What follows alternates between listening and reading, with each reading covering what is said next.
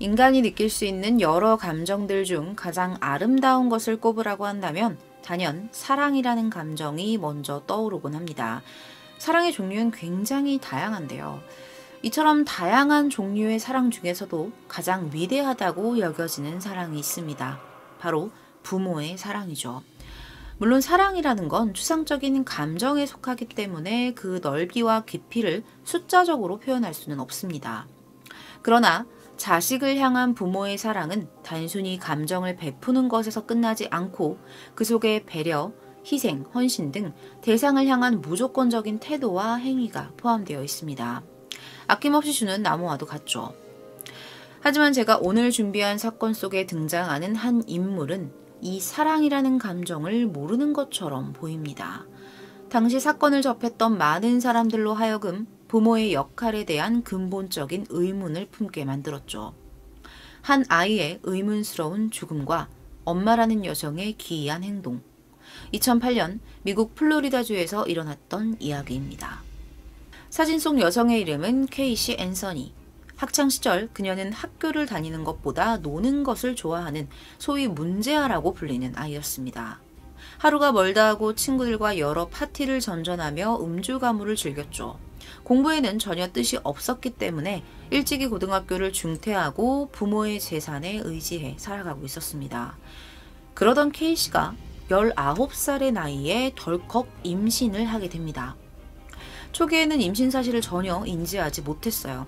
당연히 이전과 같은 생활을 즐기고 있었죠. 술을 마시고 파티를 전전하던 생활 말입니다. 당시에 간호조무사였던 이 케이씨의 어머니도 딸의 임신 사실을 몰랐다고 합니다. 그렇게 시간이 흘러 케이씨는 결국 자신의 임신 사실을 알게 됐고요. 그 어떤 망설임도 없이 아이를 고아원으로 보내겠다는 결정을 내려버립니다. 아버지가 누구인지도 모르는 아이를 자기 혼자 키울 수 없다는 이유였어요. 하지만 결국에는 어머니의 지속적인 설득 끝에 부모님의 집에 거주하면서 도움을 받아 아이를 키우기로 결정합니다. 시간이 흘러 케이씨는 무사히 딸을 출산합니다.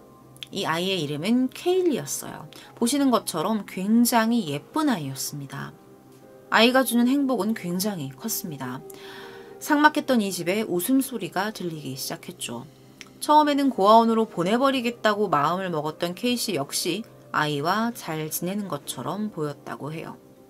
물론 부모에게 양육을 맡기고 바깥으로 놔두는 일상에는 변함이 없었지만 아이와 함께 찍은 사진이 적지 않은 것으로 봤을 때 그렇게 큰 문제가 있었던 것으로 보이지는 않았습니다. 그러나 케이씨는 출산 후에도 여전히 불규칙적이고 문란한 생활을 이어갑니다. 부모가 안정적인 직장을 구하라고 말을 해도 거짓말을 하면서 친구들과 계속해서 술 마시고 클럽 다니고 남자들 만나고 이런 생활들을 계속 지속했던 거예요. 사실 그녀의 부모는요, 딸 케이씨의 말을 전적으로 믿었습니다. 그러다 보니까 케이씨가 꽤 오래전부터 유니버설 스튜디오에서 계속 근무하고 있다 이렇게 믿고 있었어요. 하지만 실상은 전혀 달랐죠. 케이씨는 유흥에 쓸 돈을 마련하기 위해 부모님의 지갑에까지 손을 대기 시작합니다. 그리고 결국 2008년 6월 15일에 그 일을 알게 된 부모와 크게 다퉜고요. 가출하게 됩니다. 딸 케일리를 데리고 가출을 했습니다. 케이씨는 총 31일간 집으로 돌아오지 않았어요. 케이씨의 엄마가 손녀가 너무나 보고 싶어서 손녀라도 좀 만나게 해달라라고 부탁을 했는데 그때마다 케이씨는 일이 바쁘다는 핑계로 거절했습니다. 집을 나간 뒤에 그녀는 어떻게 지냈을까요? 여전했습니다. 여러 파티에서 그녀의 모습이 포착이 됐죠. 이렇게요. 하지만 그녀의 부모와 친구들은 무언가 의문을 가지기 시작했어요. 저도 아이를 키우는 입장이지만 어린 딸을 키우면서 이렇게 자유롭게 사는 게 가능하냐는 거예요. 누군가 아이를 맡아주지 않으면 사실 불가능한 생활이잖아요. 그때마다 케이씨는 딸이 부모와 함께 있다라고 대답을 합니다. 집을 나간 뒤에도 클럽을 다니고 술을 마시고 춤을 추는 등 다소 파격적인 행보를 보였죠. 케이씨의 어머니, 그러니까 케일리의 할머니인 신디는 왠지 모를 불안감을 느끼게 됩니다. 이런 생활들, 이런 모습들이 일반적인 상식으로는 좀 가능하지 않기 때문에 뭔가 불안하다는 걸 느끼게 된 거죠. 부모와 함께 있다라는 말도 믿을 수가 없었던 거예요. 그렇다고 손녀를 만날 수도 없었어요. K씨가 계속 거절을 했기 때문에. 결국 신디는 2008년 7월 16일에 남편과 함께 경찰서를 찾아가 손녀딸의 실종 신고를 접수하게 됩니다.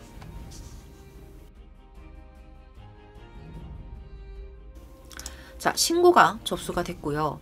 담당 수사관은 곧바로 사건 조사에 착수합니다. 가장 먼저 그는 케일리와 함께 집을 나간 장본인이자 그녀의 최측근인 케이시 앤서니에게 딸의 행방을 묻습니다. 그런데 놀랍게도 케이시는 유니버설 스튜디오에서 일하던 도중에 내가 딸을 잃어버렸다라고 진술을 합니다. 하지만 케이시는 당시에 직장이 없는 상태였어요. 거짓말을 한 거죠. 그런데 얼마 지나지 않아서 K씨가 자신의 진술을 번복해요. 자신이 부모의 집을 떠나고 하루 만인 6월 16일에 자신이 새로 고용했던 보모가 딸을 납치해서 사라졌다는 거예요. 경찰은 곧바로 이 보모를 소환했어요. 조사를 했습니다. 그런데 막상 이 소환에 응했던 여성은 K씨와는 일면식도 없는 사이, 보모로는 근무해 본 적도 없는 사람이었다는 거예요. 그리고 진짜 이상한 건 만약에 K씨의 증언이 사실이라고 해도, 그러니까 보모가 납치해 간 게 사실이라고 해도 그녀는 딸이 납치되었음에도 불구하고 신고조차 하지 않았다는 것이 됩니다. 이렇게든 저렇게든 의심스러운 부분이 한두 가지가 아니라는 거죠. 사무실을 보여달라는 경찰의 요청에 임신 직후 유니버설 스튜디오에서 해고당했다고 말하는 모습도 굉장히 의심스러웠습니다. 수사 도중 그녀는 딸 케일리에게 전화가 왔다는 이상한 말을 수차례 반복하기도 했어요. 그녀가 친딸 케일리의 실종과 직접적인 연관이 있을 것이라는 짐작을 하기에 충분한 상황이었습니다. 하지만 그 어디에도 증거는 없었습니다. 애초에 케일리를 찾아내지 못했으니 진범을 밝혀낼 수도 없었지만 그렇다고 그녀를 이대로 두고 볼 수만은 없는 노릇이었죠. K씨는 사건과는 별개로 위증 및 공무집행 방해 등의 죄목으로 기소가 돼요. 그러나 수감된 날짜로부터 얼마 지나지 않은 8월 21일에 그녀는 보석금을 지불하고 풀려났고요. 아무런 일도 없었다는 듯 일상으로 돌아가 자유롭게 생활을 이어갔습니다. 사실 K씨가 형무소에 수감되어 있었던 2008년 8월 초에 로이 크렁크라는 한 남성에게서 신고가 접수된 적이 있었어요. 경찰들이 이 신고를 받고 출동한 곳은 K씨의 부모님이 살고 있었던 집과 얼마 떨어지지 않은 장소였습니다. 로이는 경찰들에게 땅속에서 마치 해골처럼 보이는 수상한 것을 보았다라고 증언을 합니다. 증언에 따라 주변 일대를 샅샅이 수색했지만 특별히 발견된 것은 없었습니다. 하지만 그로부터 약 4개월이 지난 12월 11일 같은 내용의 신고가 또 한 번 접수됩니다. 신고한 사람은 4개월 전에 그 남성이었습니다. 로이 크롱크라는 남성이 다시 한번 신고를 한 거예요. K씨 부모의 집에서 약 400m 떨어진 인근의 숲으로 경찰들이 출동을 했고요. 로이 크롱크가 발견했다는 한 쓰레기 봉투를 열어봅니다. 그 안에 들어있던 것은 심하게 부패한 유해였습니다. 아이의 것이었고요. 더 무서운 사실은 이 쓰레기 봉투뿐만이 아니라 숲 이곳 저곳에서 동일인의 것으로 보이는 뼈조각들이 발견이 됐다는 거예요. 이것들을 모두 수거하는 데만 나흘이 걸렸습니다. 그리고 모두의 예상대로 DNA 조사를 통해 이 모든 것이 6개월 전 사라진 K씨의 딸 케일리 앤서니의 것이라는 사실이 밝혀지게 됩니다. 아이의 모습은 눈에 담기 힘들 정도였습니다. 안면과 머리 부분은 강력한 접착 테이프로 칭칭 감겨 있었고요. 얼마 남아있지도 않은 살점은 뼈에 붙어 너덜거리고 있었죠. 검사 결과 타살로 추정이 되지만 정확한 사인을 알 수 없을 만큼 매우 심하게 부패한 상태라는 법의학적 소견이 제시되었습니다. 사건 조사가 빠르게 시작됩니다. 예상대로 가장 먼저 용의선상에 오른 인물은 친모 K씨였어요. 실제로 얼마 뒤에 그녀가 이 사건의 진범임을 가리키는 증거물들도 쏟아져 나왔습니다. 가장 확실한 증거 몇 가지만 살펴볼게요. 가장 먼저 안면과 머리 부분에 감겨져 있었던 강력 접착 테이프. 그리고 입부근에 붙어있던 하트 모양 스티커가 있었어요. 그런데 이것들이 K씨의 집에서 발견이 돼요. 그 밖에 그녀의 차량 안에서는 시신이 부패할 때 생기는 화학 요소들이 5종류나 검출이 됐고요. 트렁크에서는 마취제의 일종인 클로로포름까지 발견이 됩니다. 그리고 이 증거들이 범행에 쓰였다고 확실시되는 강력한 증거가 또 있었습니다. 바로 K씨의 컴퓨터에 남아있었던 검색 기록이었어요. 목 부러뜨리기, 클로로포름 만드는 법, 이런 기록들이 남아있었던 거예요. 이외에도 약 400여 개의 증거물들이 제시됐던 것으로 전해집니다. 당시에 많은 사람들은요, 그녀가 진범이 아니고서야 이런 정황과 물건들이 발견될 리 없다고 생각을 했습니다. 실제로 그렇죠. 그리고 이러한 증거물들을 바탕으로 K씨를 피고인으로 한 이 사건의 재판이 열리게 됩니다. 2011년 5월 24일 오렌지 카운티 법정입니다. 판사의 입회하에 첫 재판이 시작됩니다. 법정에선 K씨는 생각보다 굉장히 무덤덤한 모습이었어요. 검사 측은 이 사건이 K씨의 고의적 범행에 의한 사건이라고 주장을 합니다. 검사는 거짓된 근무지와 보목, 걸려오지도 않은 전화 등의 증언으로 수사의 혼선을 유도했던 점, 딸이 실종된 후에도 신고는커녕 파티에 참여하며 즐거운 시간을 보낸 점 등 보통의 부모와는 확연히 다른 태도와 행위를 지적했고요. 그녀가 엄마로서의 책임을 벗어나 자유롭게 인생을 살기 위해 이런 일을 저질렀다고 주장을 했습니다. 그가 제시한 범행 방법은 다음과 같았습니다. 추정한 거죠. 검사의 추정입니다.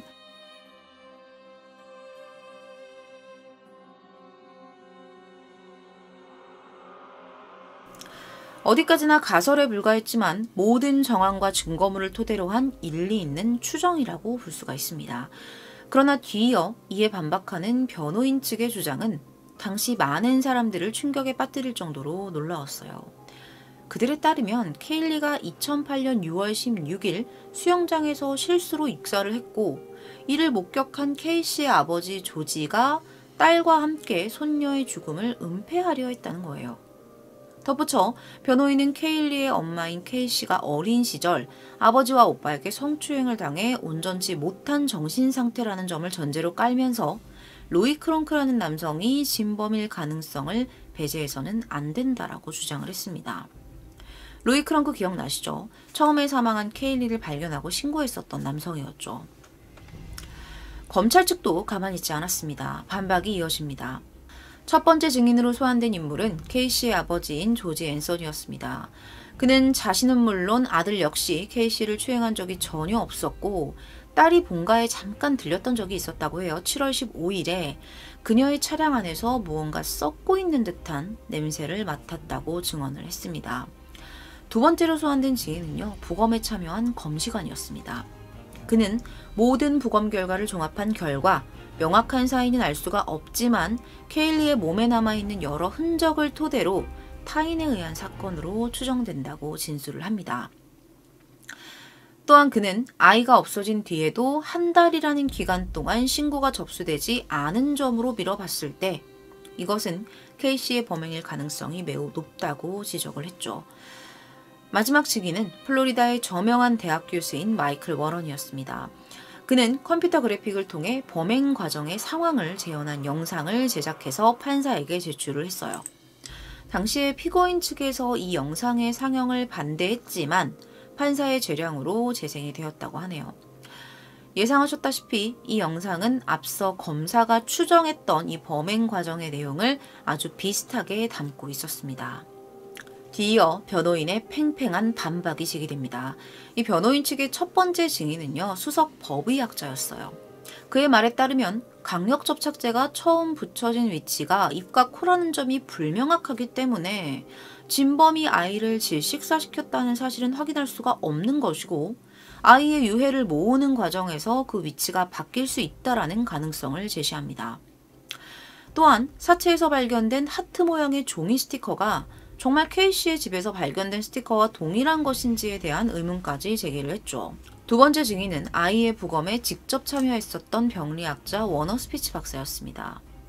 이것을 K씨의 범행이라고 단정 짓는 것은 너무 성급한 판단이다 라고 이 사람이 설명을 해요. 또한 이 강력 접착제에서 아이의 DNA가 발견되지 않았었거든요. 이런 점들을 토대로 했을 때 이 테이프가 사후에 붙여진 것일 수도 있다고 주장을 했죠. 사인이 정확하게 밝혀지지 않은 이상 일리 있는 말인 것처럼 보입니다. 하지만 사망 당시 겨우 2살에 불과했던 케일리에게 극성 마취제 일종인 클로로포름을 사용한 것이 사실이라면 테이프로 코와 입을 막지 않더라도 사망에 이를 수 있는 가능성은 충분하다고 볼 수 있습니다. 그렇지만 안타깝게도 저나 여러분 모두 진실은 알 수 없습니다. 이렇게 열기로 가득했던 재판이 마무리되었고요. 2011년 7월 3일과 4일에 걸쳐 최종 변론이 시작되었습니다. 검사 측의 최종 변론부터 말씀을 드릴게요. 검사 측의 최종 변론 중에 새로운 내용만 좀 살펴보겠습니다. 그들은 K씨가 수영장에서 익사한 딸의 죽음을 감추려 했을 뿐이라는 변호인 측을 비판하면서 그 누구도 실수로 인한 죽음을 살인으로 보이도록 꾸미지는 않는다는 점을 지적합니다. 뒤이어 검사는 케일리가 실종된 이후에 K씨가 자신의 몸에 새긴 이 문신의 사진을 증거로 제시하면서 다음과 같은 말로 최종 변론을 마무리합니다. 이 문신의 내용이 조금 소름 돋더라고요. 아이가 실종되고 나서 새긴 문신이에요.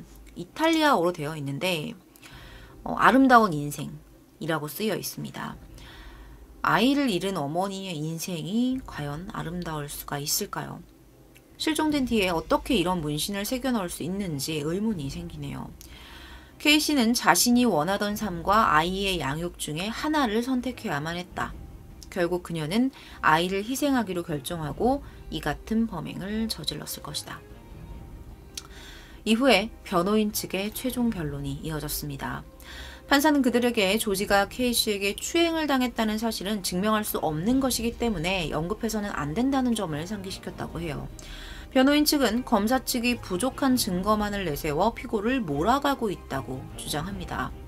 더불어 그들은 케일리가 충분히 자기 혼자서 돌아다닐 수 있는 나이라는 점을 근거로 해서 아이의 사인이 익사일 가능성을 배제할 수 없다는 말로 최종 변론을 마칩니다.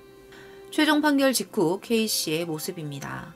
그녀의 표정만 봐도 결과가 어땠는지 짐작할 수 있네요. 활짝 웃고 있죠. 2011년 7월 5일 배심원단은 그녀의 모든 혐의에 대해 무죄를 판결합니다. 그러나 수사를 방해한 혐의에 대해서는 유죄 판결을 했습니다. 미국은 우리나라와는 달리 배심원단의 영향이 상당하기 때문에 대부분의 재판 결과가 그들의 판결을 적극적으로 반영합니다. 최종적으로 판사의 선고가 이어졌습니다. 그는 다음과 같은 4가지 항목에 한해 그녀의 유죄를 인정합니다.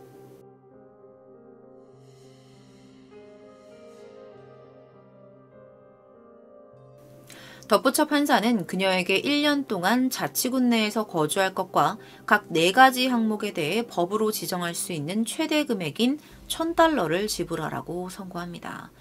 무죄에 대한 항소가 불가능한 미국의 법률상 모든 재판은 종결된 거죠. K씨는 판결 직후 울음과 환호를 터뜨리며 자신의 변호인을 껴안았다고 합니다. 판결 이후에 대한 이야기를 조금 해볼까 합니다.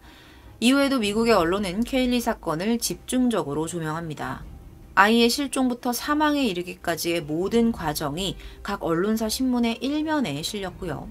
사건에 대한 토크쇼와 다큐멘터리가 제작될 만큼 이 케일리 사건은 전국적인 관심을 받았습니다. 대다수의 국민들이 이 사건과 판결에 대해 분노를 표했다고 합니다. 많은 이들은 K씨를 진범으로 여겼고 아이를 제대로 돌보지 않고 파티에 참석하는 등 부모로서 무책임한 태도를 보인 것에 대해 비난하는 여론이 형성이 됐죠. 대중들과 미디어 매체는 배심원단이 잘못된 판단을 내렸다면서 격렬하게 항의했고요. 법정 밖에서는 500명에 이르는 사람들이 판결에 대한 무효 시위를 벌입니다. 판결에 참여한 배심원단의 명단 공개가 미뤄졌을 만큼 상당히 심각한 사태였죠. 앤서니가 사람들 역시 엄청난 정신적 피해에 시달렸습니다.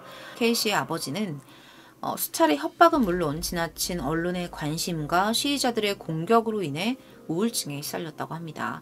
K씨 역시 과도한 스트레스와 우울 증세로 발작을 일으켰다고 알려졌지만 여전히 친구들과 어울리며 수많은 파티에 참석하고 있고요. 모델 활동까지 했다고 해요. 2011년에 실시된 설문조사에 따르면 미국인의 64%가 K씨를 케일리 사건의 진범이라 믿고 있고 이 판결에 대한 반감을 가지고 있다는 결과가 나왔다고 합니다. 물론 사건에 대한 의문점들이 깔끔하게 해결이 되었다고 보기는 어렵습니다. 너무나도 많은 의문점들이 존재하죠. 경찰에 신고했던 그 남성도 그냥 지나치기는 어려울 것입니다. 하지만 사건에 대한 판결은 이미 내려진 뒤이기 때문에 진범을 밝히는 확실한 증거가 나온다고 하더라도 이 결과를 뒤집을 수는 없을 것 같습니다. 오늘 제가 준비한 사건은 미국에서 제2의 오제이 심슨 사건이라 불릴 만큼 범인으로 의심되는 유력한 용의자가 존재하지만 확증이 없어 진범으로 확정할 수 없었던 사건이었습니다. 2020년 현재까지 미스터리로 남아있는 케일리 앤서니 사망사건에 대한 이야기는 여기서 마무리하도록 하겠습니다. 시청해주셔서 감사합니다.